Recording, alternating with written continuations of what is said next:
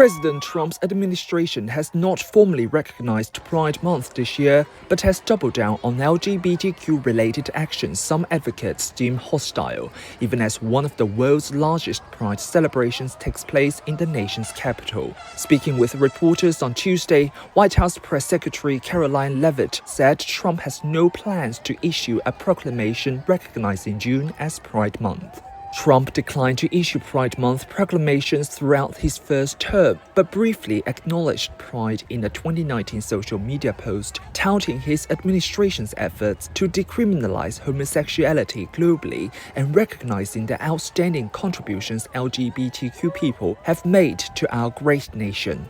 This year, Trump has not acknowledged Pride Month publicly, but the Education Department would instead recognize June as Title IX month in a nod to the administration's efforts to use the 1972 Civil Rights Law to bar transgender students from girls' and women's schools, restrooms, and sports.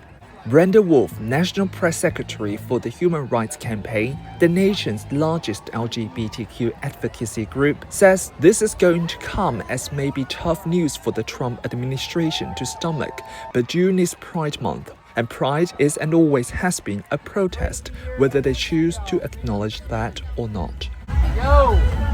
We need you guys to line up right here. We're going to get a picture and you guys are good to go to the parade. Pride Month marches and celebrations began in June 1970, 1 year after demonstrators demanded equal rights for LGBTQ Americans at Stonewall riots in New York. 3 decades later, former President Clinton issued the first presidential proclamation designating June Gay and Lesbian Pride Month, the scope of which was expanded under former President Obama to include bisexual and transgender people. Former President Biden issued Pride Month proclamations in each of his 4 years in office. This year's Pride festivities are not only being brushed off by the White House, however.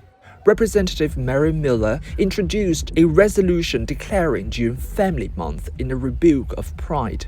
A group of Republican lawmakers also railed last week against a post by the children's television show Sesame Street that acknowledged Pride Month. They accused the non-profit TV network PBS of grooming children. Within the Trump administration, the Defense Department's action have made perhaps the biggest splash during the first week of Pride Month. Defense Secretary Pete Hegseth ordered Navy Secretary John Fallon to rename an oil tanker named for the assassinated gay rights activist Harvey Milk. The Navy is considering renaming other ships named after prominent civil rights leaders. The military also ordered transgender service members to self-identify and start a voluntary separation from the armed forces by Friday during Pride Month. Hegseth, a frequent critic of efforts to promote diversity, equity, and inclusion, has opposed recognizing or celebrating specific identities or differences in the military. The former Fox News personality and Army veteran also ended Defense Department's recognition of cultural and heritage months, including Pride Month, Black History Month, and Women's History Month, shortly after his Senate confirmation.